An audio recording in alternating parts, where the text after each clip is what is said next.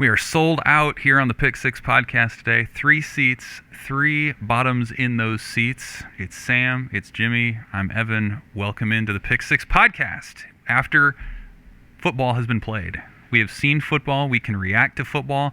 There's a lot to react to, but how are you guys doing today? Bad football. Yeah, I was going to say, we could call it football, It's I guess. football. Yeah, it was. That's the sport. Yeah, it wasn't great football. That's part of the issue. That's part of the issue with the team and part of the issue with our jobs. I think we all would have loved to have covered a win this week.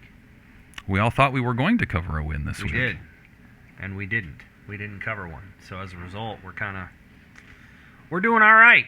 The sellout streak lives for another week. I don't know if we're going to be having that conversation every week, but it's still alive, and that's great. It's good to see you, Evan. We produced good content over the weekend. I was thrilled with Game 1 from our end. Nebraska didn't play well, but we did. So I was really thrilled with that. Really exciting. Bad football kind of lends itself to good content sometimes. It can. It can. It was very comprehensive, and we're looking forward to having you in the mix at the game. Me too. This Saturday. Excited. Some things we're going to hit on today. We're going to get into perception versus reality down the line. What did we expect to see? What did we see? We're going to give our level of concerns for some of the different units. Nebraska offense, defense, special teams. How worried or concerned are we going forward about what that unit could provide?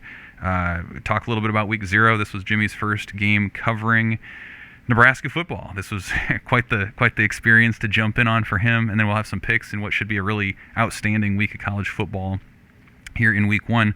But I wanted to start with our big red idea this week, which happened here earlier today. We're recording this on a Tuesday, and that's the idea that the sellout streak lives on. There's going to be game 376.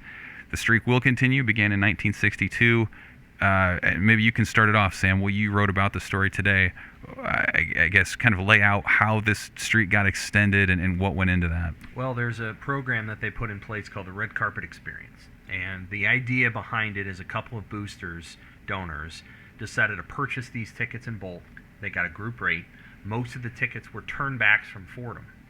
And they're going to then allow these tickets to be given to economically disadvantaged or underserved youths probably in Lincoln this weekend, because transportation, we'll see, maybe Omaha, maybe the state itself. It's a growing program. Dr. Lawrence Chatters is the one who came up with the idea, the initiative. I think Trev Alberts is taking kind of an interesting hard line on this sellout streak by essentially saying we want to sell the tickets that Fordham turned back to us. In the past, it was very hard to sell those tickets, and those were just kind of counted as sellout tickets, because when you get them back in like July, it's very hard to turn those around, but he wants to sell them. He wants to sell those tickets and sort of count them as part of the sellout streak. So I think they were very close until they got all those tickets back, and then they're like, well, wait, now we have to do something with these, and they got a couple donors to do it. It's going to go week by week. That's not maybe the best way to do it, but that's the way it's going to be, and we'll see how it goes. I suspect they're going to sell out this season very quickly now. You're going to have other donors step up and say, I'll buy this many tickets for this. I'll buy this many tickets for this. So I think it'll go very quickly, and the real challenge, the big challenge, will be that North Dakota, Georgia Southern 2-step next year, because that's going to be hard to sell unless this team starts to turn it around very quickly. Yeah, it feels like this was kind of the big one to get over this year with Fordham, coming off a tough loss with the COVID protocols. Not a great, inspiring opponent to get these tickets sold. It's kind of, where do you guys come down on it? Because, on the one hand, technically the sellout streak lives on. If you have 75, 80,000 people in the stadium when the capacity is 91, I guess all the seats are sold. But on the other hand, it is a cool initiative where some folks who might not be able to afford to come to a game are able to come and do that. I don't know, where do you guys kind of come down in the tension between, I guess it's technically a sellout, but maybe by the spirit of it, it's not what Nebraska's been known for decades? Sellouts to me have always been more of a spirit versus actuality thing since the beginning of time. When you go to any baseball stadium, you can plainly see half-empty stadiums where they'll tell you that, tonight we got 18,000 people in the stands. And it's like, okay, we all know that that's not true, but someone paid for the tickets. the money still prints, and if in this case the sellout streak, you can continue that. How, I don't know, you can continue bandying that about as we have the best fans, yada yada yada. The Husker fans still bleed red and white. I don't think it means anything super tangible. I think it's maybe like a lot of other things. It's about, keeping the old days alive, and it's I don't know, performative. I don't know. What does it mean to you, Sam? I'd agree with that. That some of it's traditional. It's not necessarily designed to be an exact thing, but it's important to a lot of Husker fans, and they're going to keep it around. Everybody kind of knows where I stand on this. I've written about it now. I would rather see it, fade away. I think if it fades away, then we can begin to have a conversation about what does the best, most premium experience inside a Memorial Stadium look like, and that's not what we have right now. And I'm not trying to be harsh on the stadium. It's just reality.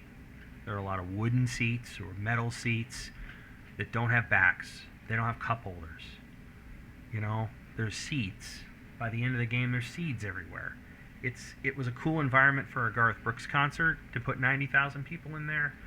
But if you're talking a football game in November, that's a tough experience. I mean, they probably had 50,000 people in 2018 at the Illinois game, if you remember that game. Mm-hmm. It was frigid. They're not great seats. Everybody's sitting there in their blankets. It's just cold. Again, a couple of those seats are like ought to be in Hickman. Hickman's an actual town for people who don't always know. It is. Those seats in South Stadium are way up there. They're way up there. And they're not good seats. They're a long ways away. They're a long ways away from like a gate, long ways away from concessions. It's a hike for anybody who's not, in incredible shape. So, yeah, I would love to see it fade away so that you can begin to have a conversation about how you make a cool modern stadium that's like Pinnacle Bank Arena, but only for football. But I think there's too many people who love it for now. Yeah, I mean, the sellout streak for many, it's that last wisp of evidence of what used to be for Nebraska with the greatness and all the success. And, as I think about the sellout streak too, I think like it's so symbolic of where the program is, where that sellout streak forever was real and it was fun and it was a point of pride for people. And it was a given. Sure, yeah, it was. And you were on long waiting lists, and to get in the stadium, it felt like you achieved something. And now it's kind of become a burden. I mean, this is a really cool program, the red carpet experience. I think that's a really interesting initiative. But man, for donors to have to come forward, it feels it doesn't have the same robust quality to it that it once did. I don't think it's a point of pride so much anymore as it is just trying to keep it moving on. And I'm kind of with Sam too, where if it's not real, and I know Trev Alberts, the AD, has said this too, if it's not real, then let's just stop with the perception of it. Let's move on and have a conversation about something else. Shrink the stadium down.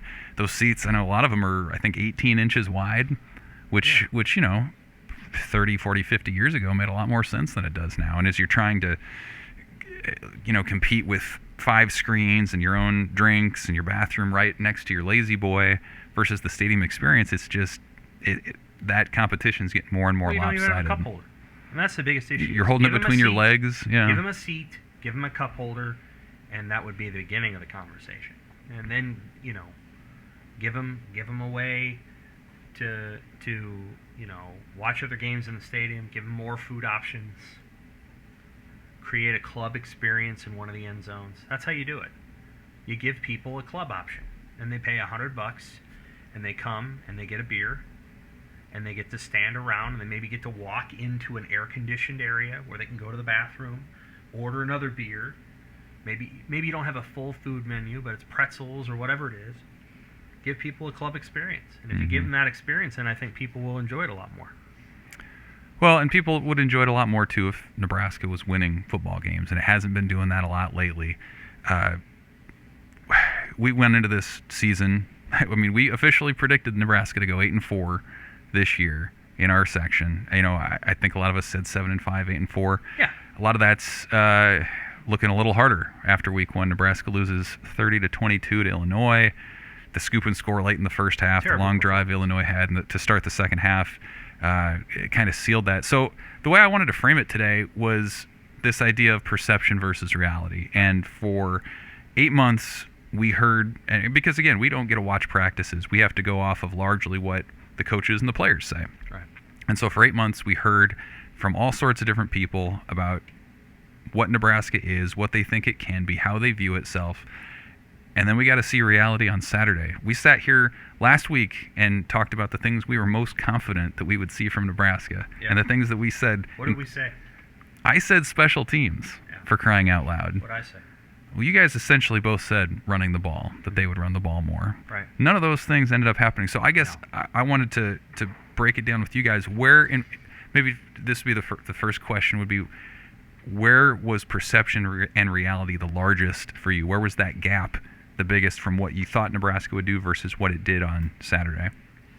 I mean, it's what we just mentioned. It's the idea that they're going to pound the ball, control tempo, control the physicality, control the line of scrimmage. Illinois won the battle at the line of scrimmage. The defense played well. Illinois ran the ball a lot, not particularly efficiently, but Nebraska never got its run game going, and because they made all the boneheaded mistakes that they made early on, they never really got a chance to try to keep it going. But I didn't think it would take that long.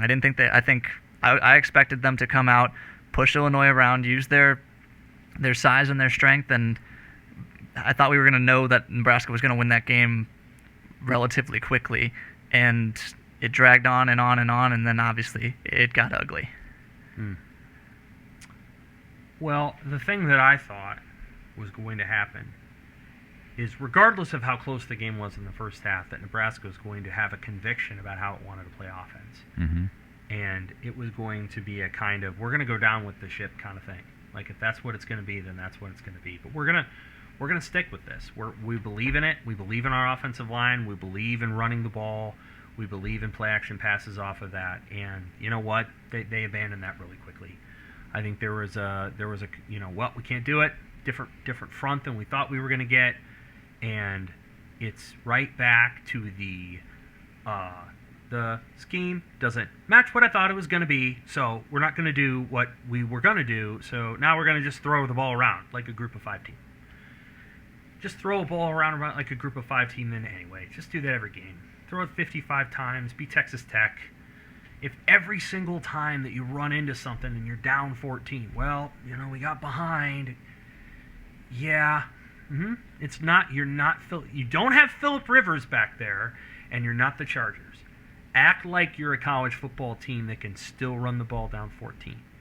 And I feel like so many times this team falls into game theory of like, oh, well, the way that we wanted to play the game, it didn't turn out that way, and so we had to change what we were going to do, and it feels like that a lot. And it almost feels like they get locked into this analytic framework. They lose their identity. Their identity is reactive. It's chaos. And that was the thing that I think surprised me the most. But the special teams, the specialists, which is to some degree beyond the control of the coaches, right, was extremely disappointing. I mean, you can't have a kicker go up to a football and jab at it like he's trying to hit it out of 5-inch rough.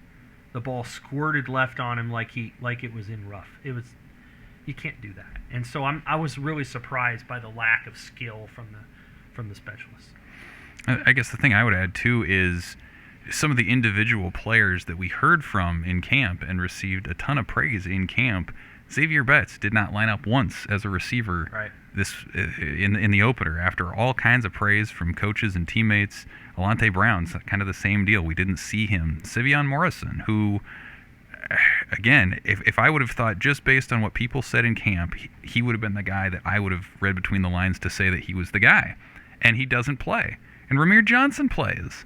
And so it's... And didn't do much. And he didn't do much. Let's be honest there. And so it leaves me to wonder, what are the coaches seeing in practice? Because then again, they would come back after the game and said the reason they didn't play was because they weren't the most consistent in practice. So it leaves me at a loss to be like, so they were consistent for 3 weeks, and then the week of the game they didn't show up. Like there's a disconnect there between how they evaluate players and then how those players perform on game day, that, man, maybe it happens with other programs around the country, but it feels like that happens all the time with Nebraska. If they're going to run power football, if they're going to run Gabe Ervin, they have to do something other than what they're doing. He needs to be a downhill runner.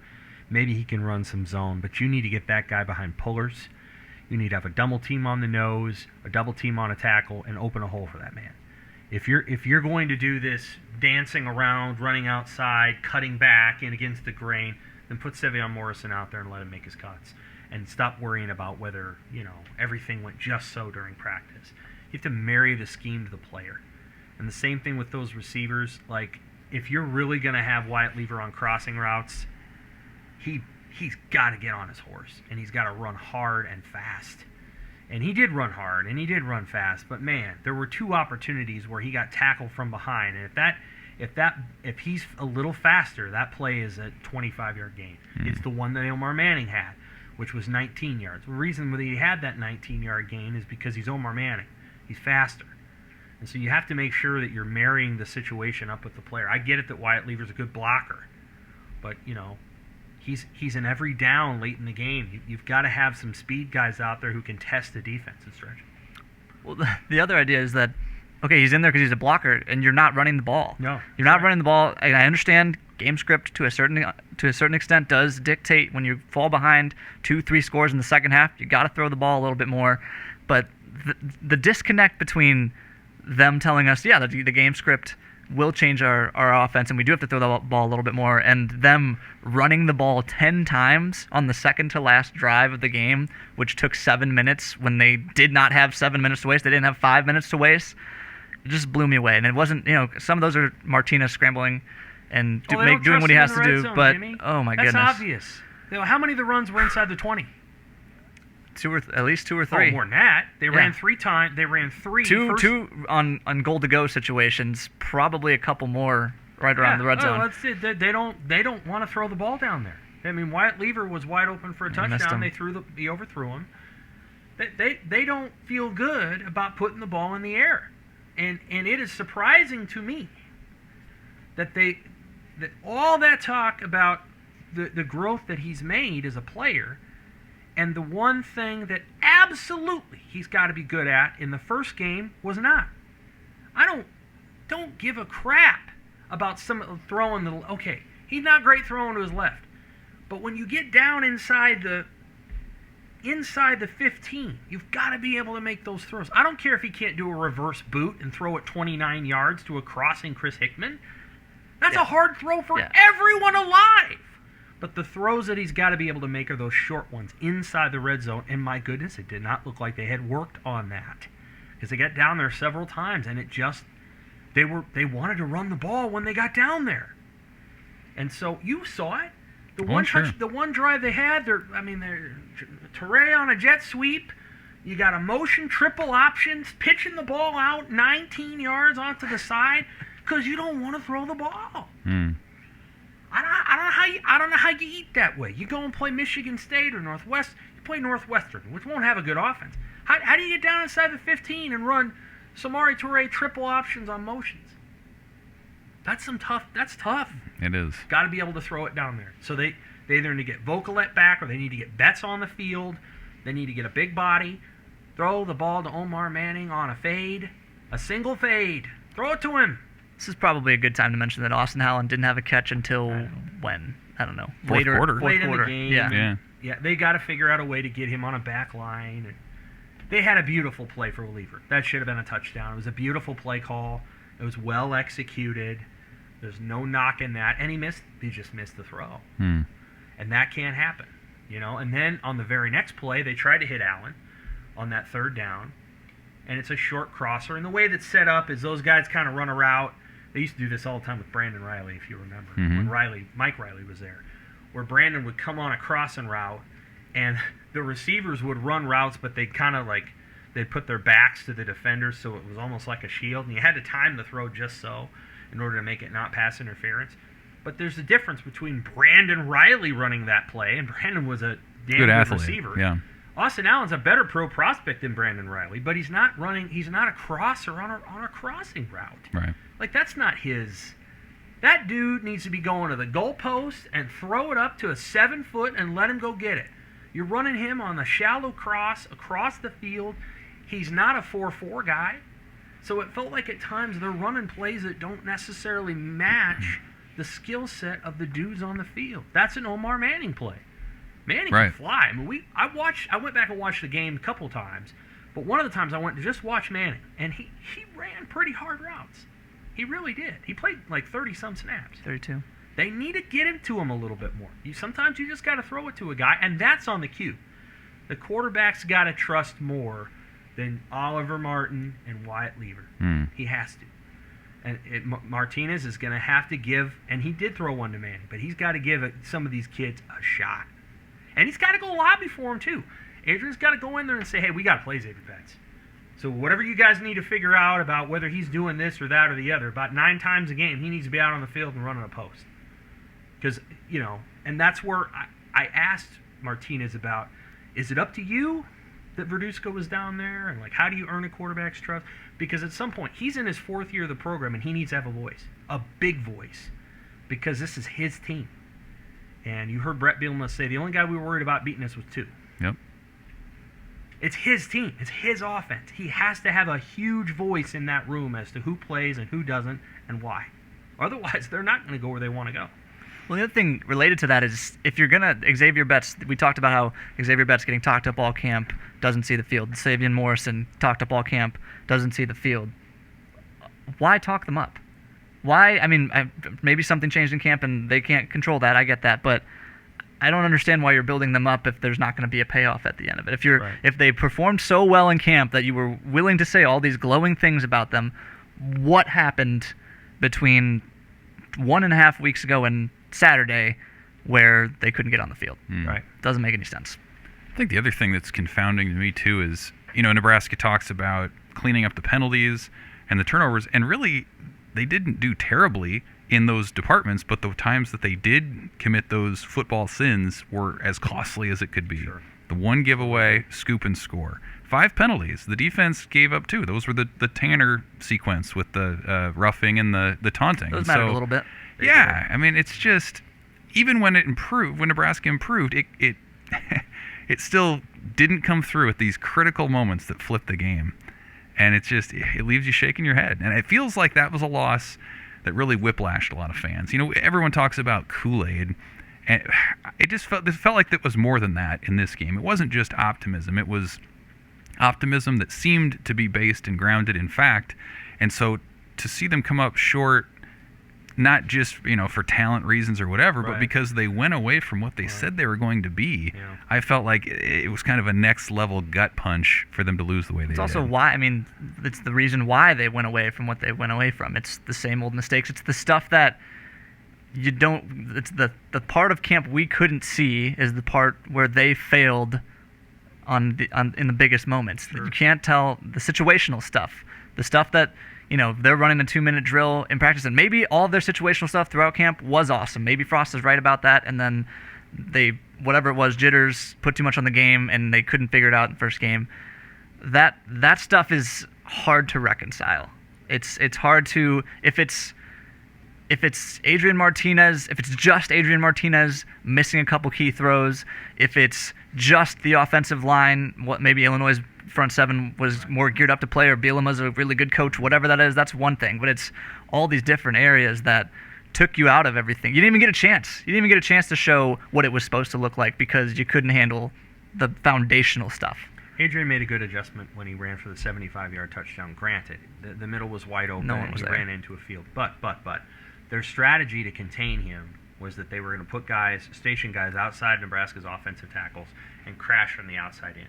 A lot of pass rushes like to push from inside. They push into the quarterback's face and they flush him out. When a quarterback can't move, you want to press from inside, right? Ben Roethlisberger. Martinez is really good at getting out, and so what Illinois did is they pinned him in, and they kept those wide 9 defensive ends, and it made a pocket, but it almost made like a little tiny space, and the only place he could squeeze was through the middle, and he hit it. He hit that play, and it was 75 yards, and you know what? It made it a little bit easier for the rest of the game for him to move around. Once he hit that play, they're like, all right, well, we know now that we can't easily do that. because he kind of figured it out. It took him a little long. I still have a lot of faith in him. I think he's got to get better at making, short throws. The quick, short... Everybody talks about the deep throw, and that's fine. But making those short throws on time, and I think there also needs to be just an improvement in the red zone. And that was the hardest thing. The most frustrating penalty for me was actually the OPI. And that's time and space. The taunting was also frustrating, unnecessary. Sure. But the OPI was frustrating because, you know what? That's an OPI that you may have to commit when you're inside an opponent's 10. You don't commit that OPI when you're out midfield. Because it's not that important. If you're running a rub route at the middle of the field, you know what advantage you have is you have length. So sure. Martinez could have thrown that thing out in front of Toure. Even if the guy that's covering Toure is trailing and he's trailing tight, you can throw it out in front. When you're in the goal line situation, in a tight situation, you can't because you're throwing it out of bounds. Martin's got to know time and place there. You do not need to bang into anybody when you're in the middle of the field because your teammates got length. That to me was a costly penalty. I think they made that one up. Yeah. Because they didn't make up the second and 26. Right. But it was still costly because there would have been a chance if they had hit that one to be sort of inside the 40 going into the fourth. Maybe you score right away, and all of a sudden it's 30-22 or 23 with 13 minutes left. Mm-hmm. And then your next drive is the drive where you tie it, and you can do all the things that they were doing, running the football and all that other stuff. We haven't even mentioned the quarterback sneak on first down yet. We didn't get really a straight answer. They didn't get so they went fast, and in going fast, they didn't see the change, and it was not a great day for the officials. If you watch the game on Fox, they said it was fourth down too. They did, right. So Nebraska's moving so fast in that sequence that I don't think they really realized that the chains had moved because the officials weren't moving that fast. They just weren't. It wasn't a great day for the officials. It was very hot. One of them got knocked out. Yep. Bloodied. I think he came back. One of them came back, but for a while they were operating without an umpire. Yeah, so it was a hard day for them, and that was just an unfortunate deal. The hurry up that I didn't like is when they hit Martin for however many yards they did, and then they're flying up there on 1st and 10 for some reason to fly up there and try to run a play, and I just didn't. I don't love it when they do that, especially inside like the 25 to 30 yard line. You're benefiting the defense by letting them react quickly. So I don't know. There's a lot of things about that game I didn't like. The thing that frustrated me the most, or the thing that I thought was the most outrageous, was the punting, because that's not how a punter's supposed to punt.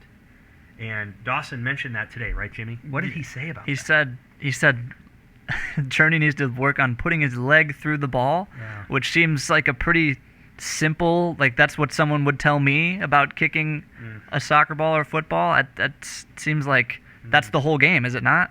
Yeah, he was trying, and I think he was trying to touch pooch punt. Like when you throw a football and you're trying to aim instead of throw it because you haven't thrown it enough and you're trying to aim it. Yeah, that was... Or you had a rough throw / kick earlier in the game, and that's maybe what you're thinking about a little bit. Well, the very first one was right, like that. Right, It was like, what is going on? Why did he kick it like that? But he had a second one, and I think that's when it starts to snowball. It was. I found that to be... And then the Taylor Britt play, although I think he was just trying to make a play. And then, honestly, the first missed extra point, where... I think it was he came into the ball and he was like, boop. He was trying to just pop it, and it squirted off his foot to the. I'm like, that's not how you do that. And that's the Big Ten. That's the Big Ten kicker of the year. Well, you think about it. He overcompensated. Right. He pulled it, but that's not how you. I mean, I think he knows that's not how you're supposed to do that. Well, you think about it. The scoop and score, the safety. That's 9 points you give away from Nebraska captains. And then 2 more points from the Big Ten Kicker of the Year. That's 11 points, right? That's an 11-point swing just on 4 plays right there. That's pretty, right. Pretty From remarkable. 3 dudes you would never guess would make those kinds of plays. So all this said, let's kind of spin it forward here. So starting with the offense, just give me your level of concern that what we saw will continue to persist? Do you think Nebraska will fix it, that this can improve? What's your level of concern about the offense moving forward this season? Is there a scale, or am I just saying 10 is very red alert. concerned? Okay. 1 is you're not I mean, concerned. it's not 3. It's probably closer to 7 or 8 because it starts. If you're going to be the kind of power team they want to be, it starts up front, obviously, and they got pushed around by Illinois more than I ever dreamed they would. And there are much better front sevens on the schedule coming. That's right. And it's not going to get easier.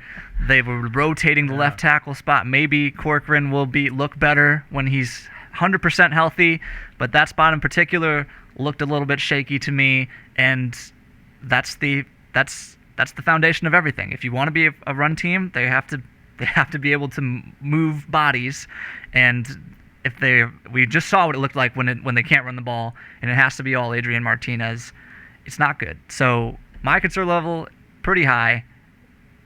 Everything. I mean, to add into that, what we've been talking about, the disorganization with what guys we thought were going to play, and the guys that can make big plays that they clear. Even though I think they had 2 30-plus yard pass plays, which is already half of what they would have had last year.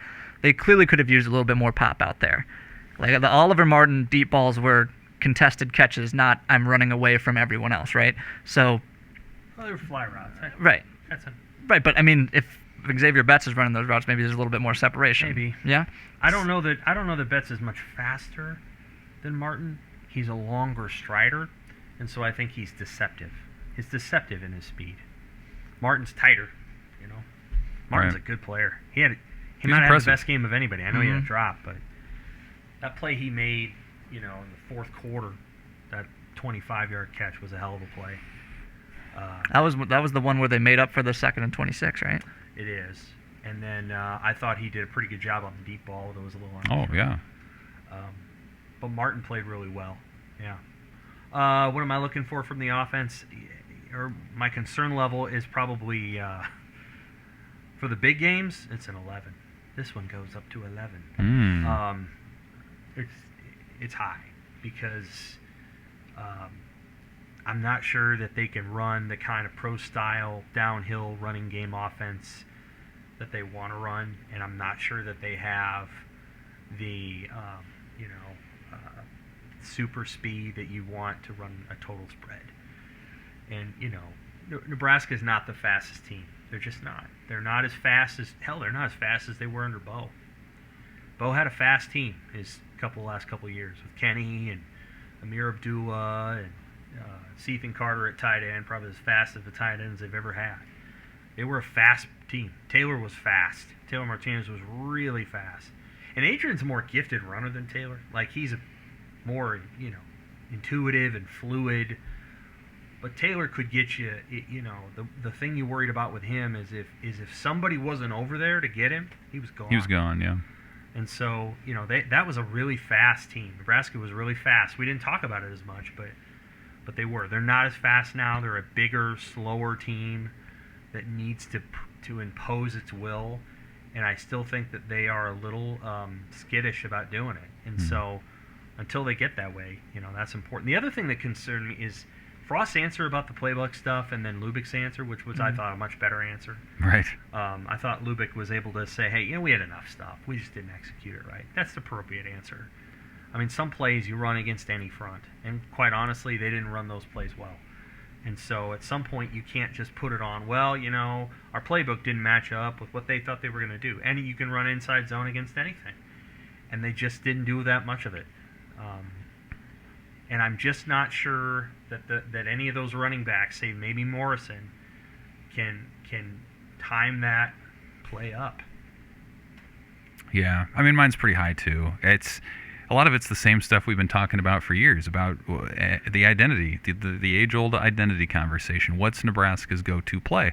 And as we saw against Illinois, when they got behind, when the game was tied, they abandoned their game plan, and as you mentioned, Sam, they're throwing it on every down, and that's just not going to cut it against Big Ten teams. I mean, they looked more comfortable doing it, though. Sure, but it wasn't. They did. That's what they. That's because their identity is, oh wow, we've messed up and we need to make up for it really quick, They have the players to. I don't know that they've got the receiving core to do that the way that a Texas Tech could do it or somebody else could. But they seemed like they were at home, running around. Adrian's doing stuff. Not everything looks pretty, but Adrian's having an adventure. That looked like them. Sure, it's this Chaos, internal but it looked like this internal tension where like they know that they should be a running team. They kind of want to be, but when it comes down to it, they're most comfortable airing it out, letting Adrian Martinez drop back and make a play. It's like it was with Wan'Dale Robinson the last 2 years, where he was kind of that security blanket as a receiver or running back. Now it's pretty much just Adrian. Well, we're behind. Well, we don't really trust anyone else to do anything, or maybe they can't, and so it's up to you, Adrian. Go figure it out.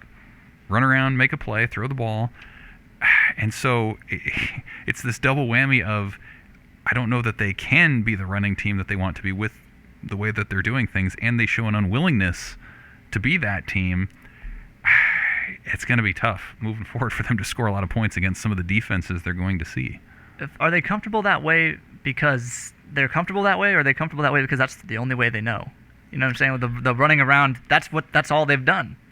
I think, it's hard to say, but like when you look back at Frost's offense and even Lubick's offenses at Oregon or whatever, with the exception of Lubick being in Washington and a few other places, they tend to enjoy having a high-octane run game that wears teams down but gains chunks of yards, 7, 7, 7, 12, 9, and then being able to throw deep off of that. And if you can't get 7, 7, 7, 12, 9, you have to become comfortable with punts, with ball control throws, with understanding that when you bring defenses up, you've got to be able to have a guy that can sneak behind it and hit a deep shot. And it just doesn't always feel like the components are put together. I thought Nebraska's first drive was fine. What's interesting is I thought Nebraska's first drive was fine. It didn't end up in any points, but who cares? You got out to the 46. You're going to put them back. Your defense is trotting out there. The idea is you're going to get a 3 and out, and then you're going to get the ball at the 50 and put a touchdown on the board. Unfortunately, the punter went out there and didn't, I guess, send his leg through. Boy, and I feel like I'm being hard on that kid. It was his first game, but yeah, it's not really his fault. But I mean, how do you send that out there and then that happens? Like, that's not the way it's supposed to look. And so then then Illinois' punter goes out there and does what he does, puts Nebraska back. Then Nebraska punts again. Then Illinois punts again, and there's Cam doing, well, I can't let it fall at the 1 again. Well, the hell you can't. What you did wasn't preferable. That's exactly what Sean Beckton said today, who works with those returners. He said their rule is the 8, if it's beyond the 8, let it go. 5 is the absolute limit, and inside the 5. And he even mentioned, like, okay, yeah, Illinois' punter put it down inside the 1. That happens. That's football. That shouldn't change your rules. And so they were hard on Cam this week. He's still going to be the punt returner, but well, they feel like he's their best option still. Well, he is certainly their most dynamic returner once he gets the ball and he's got a lane. Mm-hmm. But even on his second punt return, he looked uncomfortable. He looked down. Yep. And then looked back up, and it got right on him because he's thinking about a return. He's thinking return. He's also probably thinking about, I just cost my team 2 points the last time I was out here. Make it up, right? Yeah. He's thinking return, but I don't know. I feel like what I've always been told, I was told this by DeMornay Pearson-O, is probably the best punt returner Nebraska's had since DeJuan Gross. Mm-hmm. And Martin kind of reiterated it last week. But I talked to DeMornay about this for about 10 minutes one summer. And he's like, the most important thing about that job is tracking the ball and catching it in a position where you're already in the position to do something with it. And he's like, so why I'm good at it has very little to do with what I do after I get it. It has everything to do with where I am when I catch it and how I'm able to move. And Cam does not appear to be a natural tracker of the ball. He appears to be a natural runner. And tracking that is the key. And Martin looks like he can track it. He does. Even if he gets a fair catch, the possession has changed hands. And there was one circumstance in the Iowa game last year and one on Saturday where the possession did not change hands. Cam's lucky it wasn't a 9-point play, because it could have been. If Deontay Williams doesn't knock Mike Epstein out of bounds on that run, it's a 9-point play. Sure. So those kind of things, I'm surprised that they're putting him out. I appreciate the faith, but I'm not sure. Well, let's hit special teams Can next. Can I raise one more point real quick? Speaking of surprise, why did Scott tell us that as much as he did about how much the even odd front thing threw them off? I don't think that was advisable. Why do you think he told us that? I think he really believes it.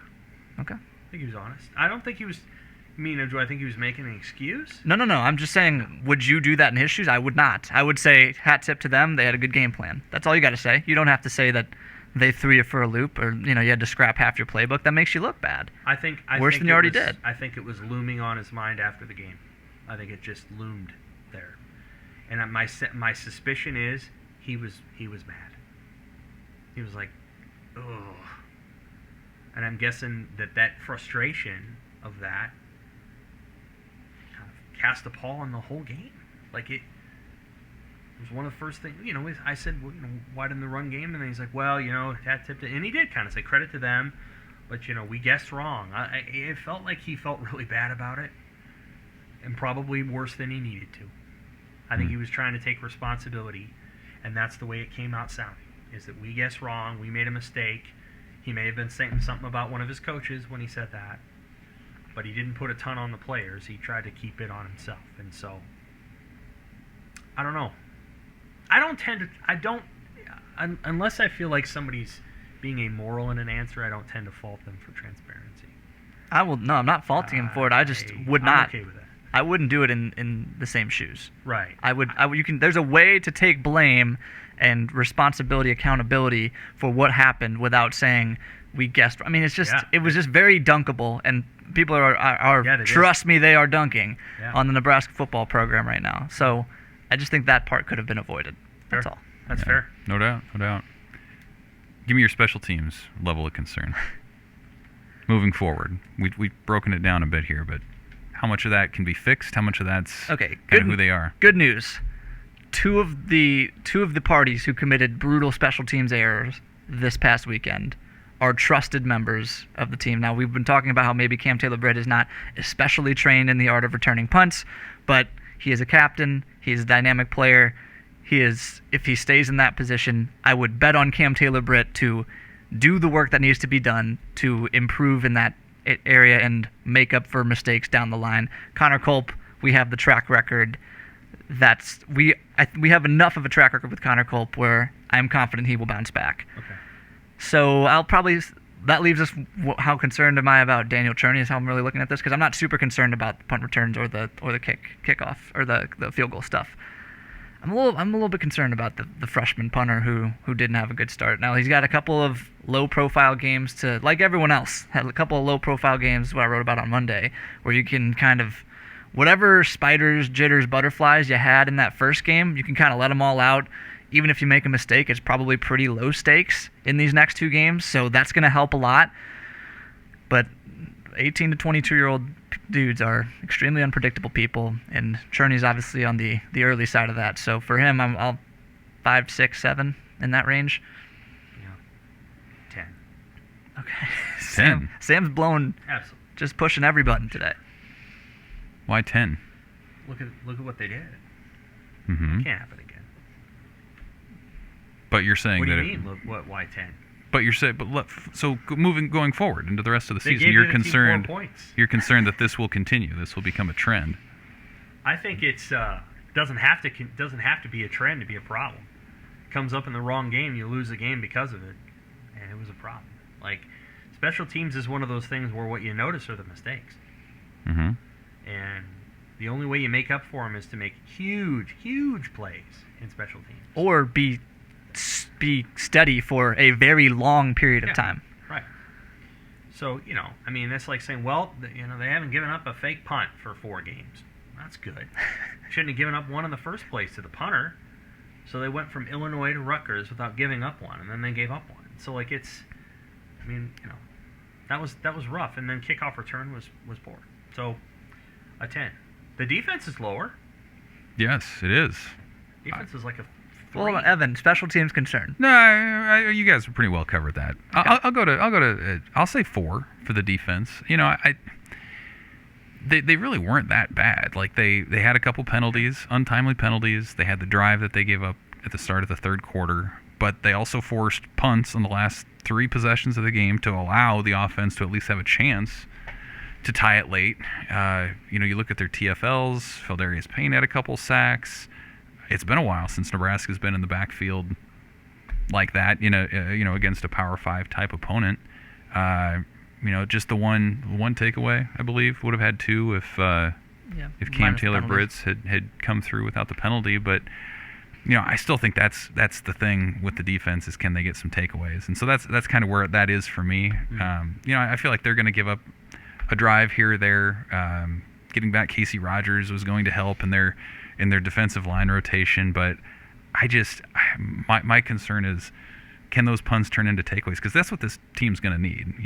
Its offense isn't going to be good enough to go 75 yards consistently. But if the defense can get a takeaway and set them up in plus territory, that's how Nebraska can. I think that's its path to a bowl game. And it's not. I think the defense could be a top 30 type unit by the end of the year. But again, it's such a weird dynamic because the way that Scott Frost sets up the program, they want the defense to complement the offense, but I think the path to a bowl game this year is going to have to be based on the defense carrying a bigger portion of the load than they'd like. The path to a bowl game. Yeah. Jimmy? Yeah, I'm with Evan. I think the defensive concern is relatively low. If there is a concern, it's the concern that Sam raised last week, which is the pass defense. Art Sitkowski looked a little bit too comfortable. I know that they were, going a little bit more quick game with him, and they had the where Nebraska had the game script flipped against them. Illinois had it exactly where they wanted, but I think what was Sitkowski, 12 for 15, about 180 yards, 2 touchdowns, including a pretty nifty long completion down the left sideline. That's a guy who couldn't make it at Rutgers, threw 4 touchdowns, 18 interceptions as a freshman. That's a little bit concerning for me, but overall, again, they did play well. As you mentioned, the pass rush was better than it's been in a while. I think they've only been able to match 3 sacks since the end of 2019, once or twice. And while Illinois again ran the ball often, they didn't run it efficiently. So overall, if you're looking for something to lean on, that's what they're going to have to lean on. And the defense looked okay, 4 or 5 range for me too. Sam? 3, 4. Concerned about teams when they run away from JoJo Doman. And we saw that quite a bit. Teams pinning down that outside linebacker who's kind of serving as a defensive end, kind of an undersized defensive end, pinning that guy, climbing around it. They hit that left side a lot. Surprised they were able to hit a couple of jet sweeps, but they ran those away from JoJo, and they didn't set the edge hard enough on the other side. So I'm a little concerned there that they were able to kind of leak some runs. Nothing other than one, nothing real long, but as the game went on, they had more and more success pounding away at that left side. Go back and watch how many times they ran to the left. There's something quite to a few, that. yeah. So what they were doing is they were setting JoJo to the other side. JoJo didn't have many tackles, and he was kind of coming out over here on a receiver, and they were running the other side. So they were running away from him. He only played about 45 snaps in the game. So I think there's some worry there about teams being able to attack that. We'll see where it goes from there. Pass defense was okay. Same stuff. Crossing routes, play action, bootlegs. Those are tough for everybody. Thought Deontay Williams played a nice game. Thought Illinois had a book on Cam Taylor-Britt. Run hard, put your foot in the ground, comebacks. They had a couple of those. I thought Quentin Newsom played pretty well, honestly. I thought he did a nice job. He's a natural cover corner. I thought they played pretty well in defense, but they gave up the 2 drives in the third quarter. And one of them was they faked the blitz, and Illinois caught it, and they threw a deep ball. Markell was right there. It was a perfect throw. If they don't hit that throw, it's 2nd and 10. Maybe they don't score. I don't know. Could be. That's a tough play. But they did a great job of scouting, guys. They really did. Because I'll tell you what, if they make that throw and Deontay's over there, I'm not sure it gets. My sense is Deontay might have picked it off. So they did a really nice job of scheming things to the left, and they really hit that one side of the field really often. So I'd say my concern level is 3 or 4. We'll see what Fordham does. This is one of those games where if it doesn't go well early, it's just going to be frustrating. Like, you really want to go out and get a 14, 21, 28 in the first half. You do not want to let Fordham hang around. Even if you beat them by 10 later, it's going to look poor. Yes. So what you really want to do is come out and kick butt and play hard and not worry about whether you show something from your playbook or not, but just run your best plays and have fun, because you need to get your kids having confidence and excitement again. Yeah, no doubt. Jim, I want to ask you, Jimmy, this is your first Husker game that you covered. Yeah, I know you did it from home, but what did you think? I mean, you've heard about this past team. What did you seeing it? It was everything that I had heard about rolled up into one, right? It was, the maddening. You could see that if you look really hard, you squint a little bit, you can see, okay, this team could be 7-5, 8-4, maybe surprise somebody, but then they just get in their way, and then they get in their own way again and again. The mistakes that they make at precisely the wrong time, in precisely the strangest manner at times, to be quite honest. It was something else. I also, on the maddening front, had some Wi-Fi issues. Might need to upgrade my Wi-Fi speed. So YouTube TV was coming in and out, but I think it went pretty smooth. I'm enjoying it. What did you have? What was your game meal? I went down to the Canopy Street Market, bought like a pre-pack. It was like chicken and broccoli, scalloped potatoes, some pita chips. Was shoveling those throughout. What'd you guys eat? Would they have good Illinois food? They stocked their press box pretty well. Yeah, it's pretty good. Yeah, I think their signature item was the little styrofoam dishes of frozen custard. Yeah, it's good. Good. They do that, and Minnesota does that. I think that's it. Dairy Queen. Minnesota, they have dilly bars. But don't they have little custard dishes also? Maybe it's just the dilly bars. But Kansas used to do that. KU. The other thing that surprised me about Illinois is I don't remember them ever handing out beers after the game. That was the only places I'd ever been that had done that were Colorado and Texas Tech in the old Big 12 days. So, and maybe that was because Nebraska's last couple games there were night games, and they're not going to do that in that situation. But that was kind of unique too. Did you partake?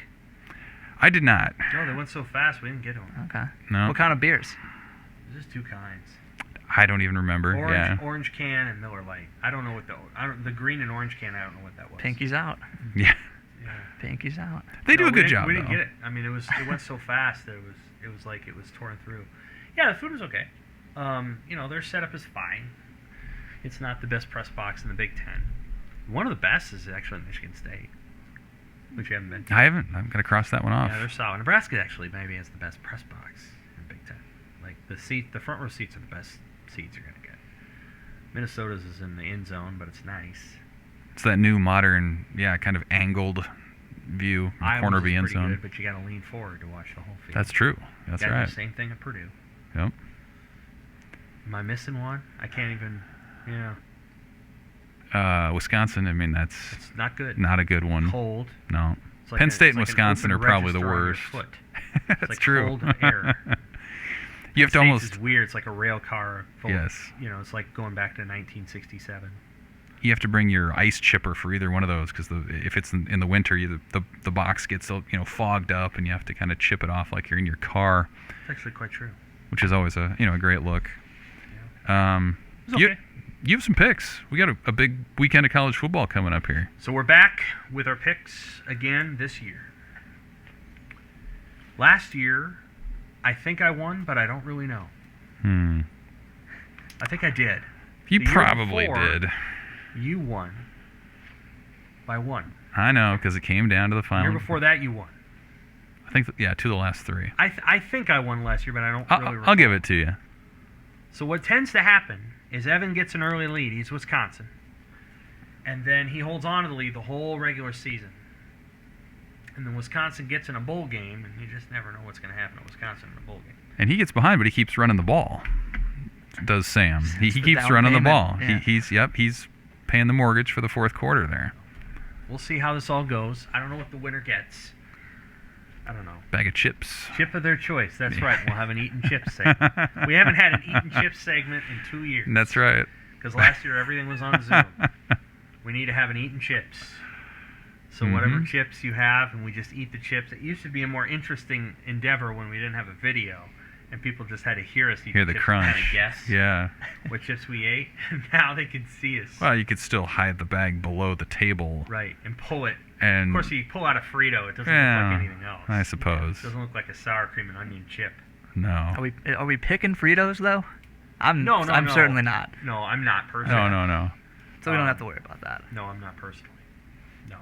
Incidentally, Jimmy, what is the chip brand in Ohio that's nowhere else?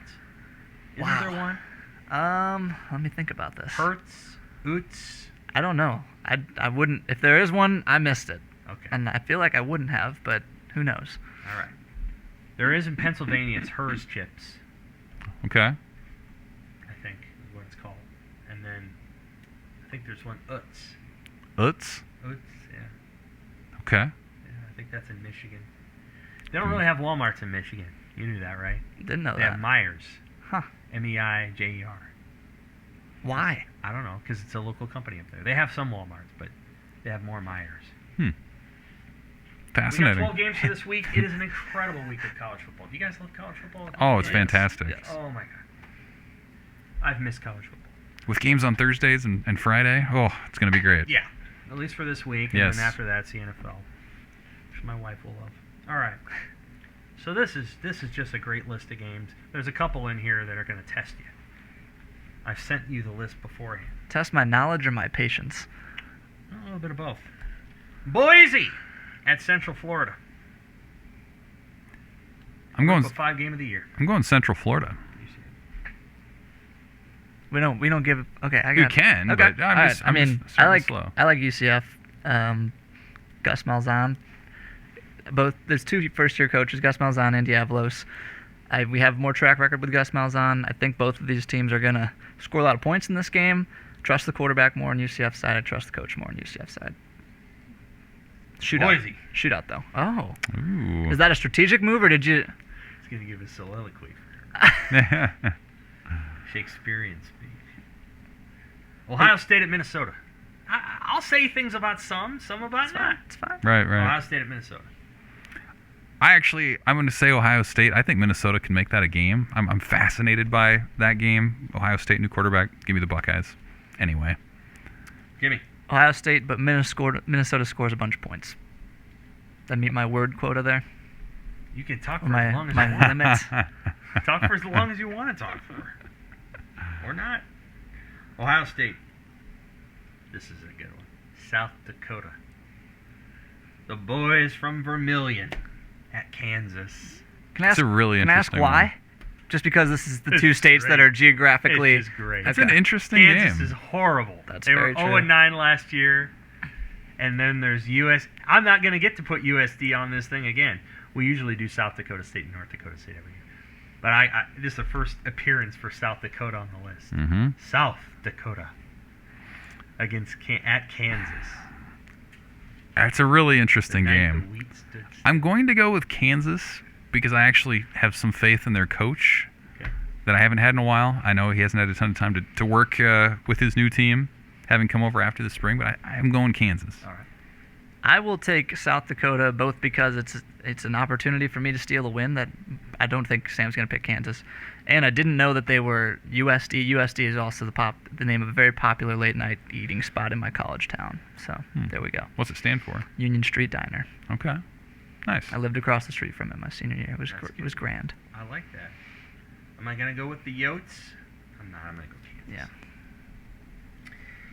Michigan State at Northwestern. The Wildcats are only a 3-point favorite here. That's weird.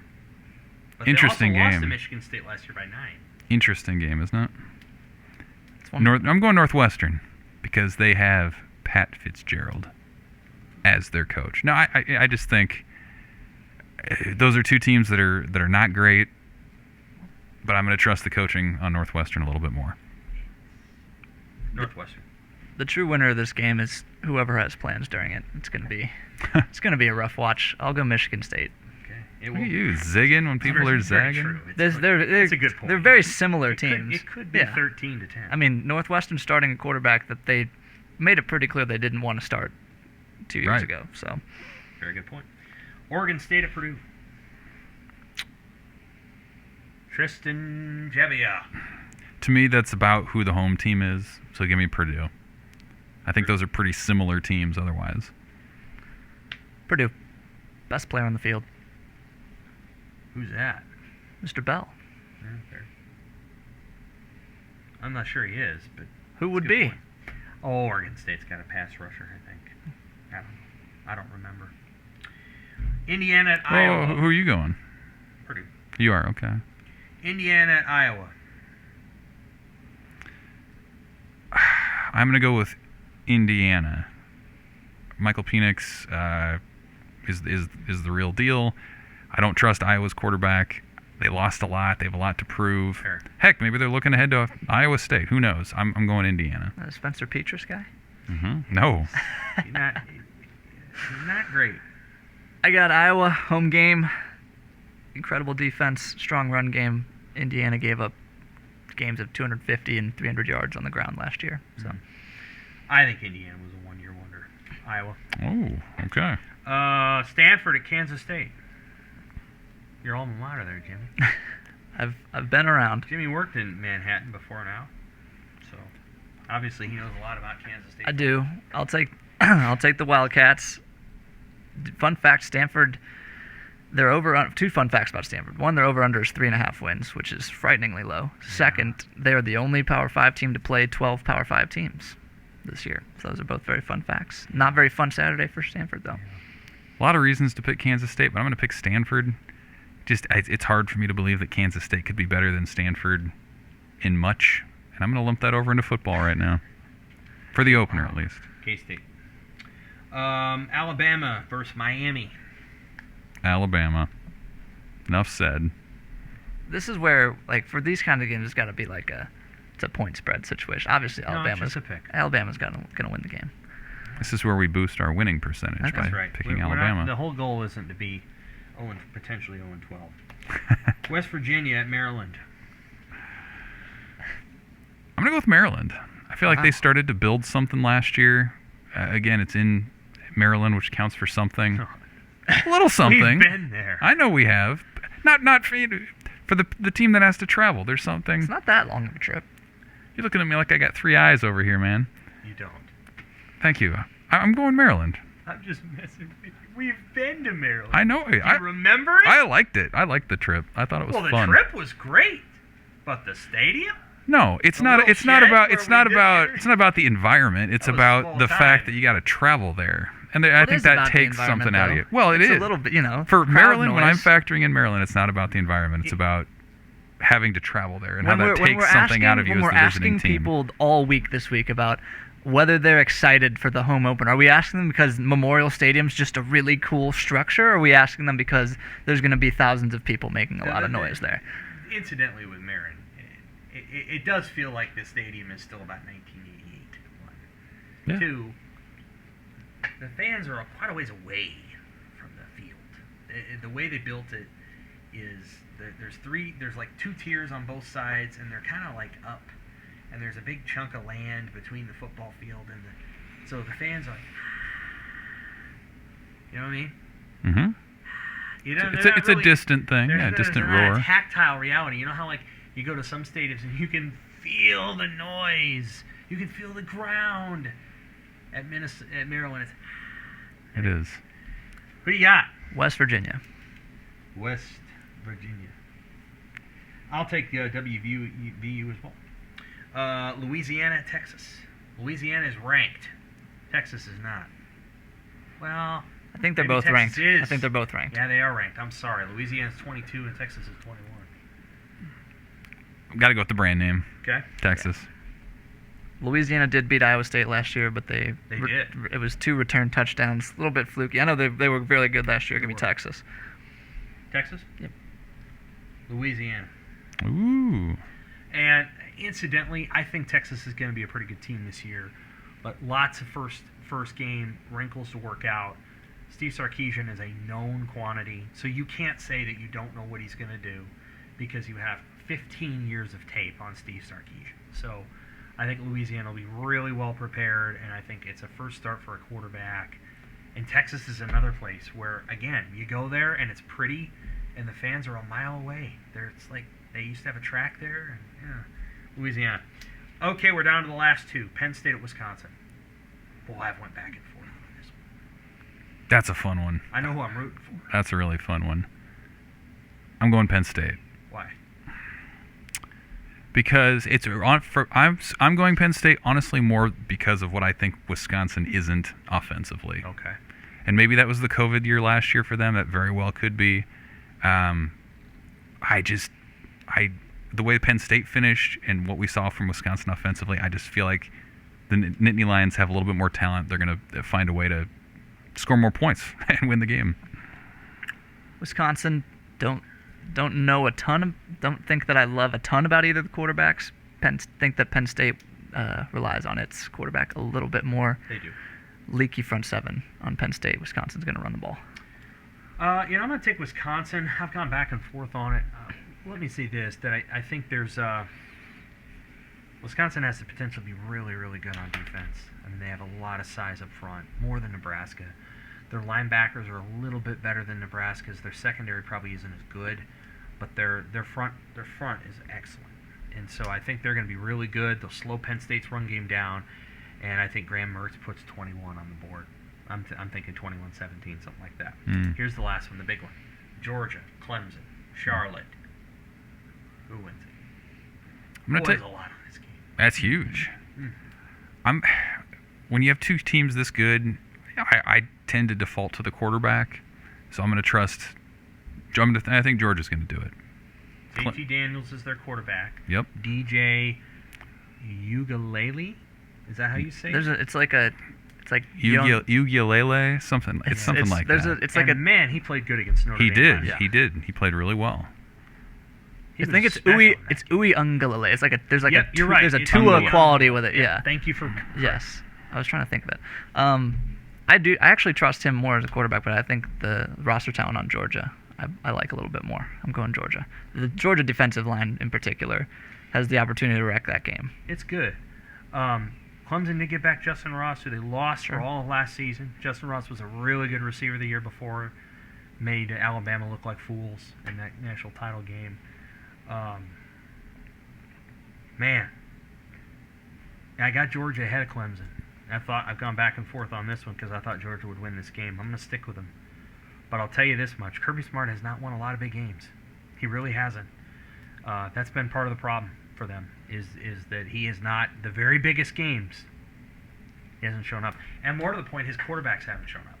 The guy they played against Alabama last year wouldn't have started at Nebraska. Daniels is better. We'll see what happens. We all have Uga, though, which somehow surprises me. I kind of thought one of us would take it. So, we'll see where it goes from there. Jimmy and I are closer than you are. You have some more outlier picks, I think. Well, if I hit on a couple, we'll all be even after week one, and we'll just see. He picked South Dakota and Michigan State. He did. Which is risky. It's going to be fun. Almost risky. I'm just looking forward to a full slate, man. It's going to be great. There's so much we're going to learn in week one, too. The Big Ten matchups are fantastic. All of them. Yeah, this is the best Big Ten opening weekend ever, and I'm really looking forward to those games. Unfortunately, we won't be able to watch Penn State, Wisconsin, because that's going on at the exact same time Nebraska is. Nebraska going to beat Fordham? I think there's a good chance. By how much? The spread is 40.5. Okay. Yeah, I mean, 5 touchdowns, Okay. somewhere in there. Fair. Yeah, same thing. Nebraska wins by quite a bit. We get to see everybody. Yeah, I think 28. I think 28's a number I like. 38-10. Don't you think, like, the most interesting thing that could come out of this game, assuming Nebraska pulls away, is seeing some guys that we haven't seen? Hell Just yeah. seeing what Logan Smothers can do. Maybe Heinrich We get to Haarberg find out who gets their in. backup quarterback is. Sure. That's what I want to see, because They're not going to release a depth chart. We'll get to kind of see one based on what they put in. I think that's going to be the most fascinating thing. Yep. I think you're going to get an opportunity, and I'll be really curious to see what quarterback they put out there. Mm-hmm. Won't you? I will. Yeah. You guys have anything else you want to add? No. Okay. Well, Happy Heinrich Harburging, everyone. it is Nebraska Fordham this weekend. Hope you guys enjoy that. Thanks for listening. I know it was a rough opening week for Husker backers out there. A lot of season left, though. Enjoy the game Saturday, and we will be back next week.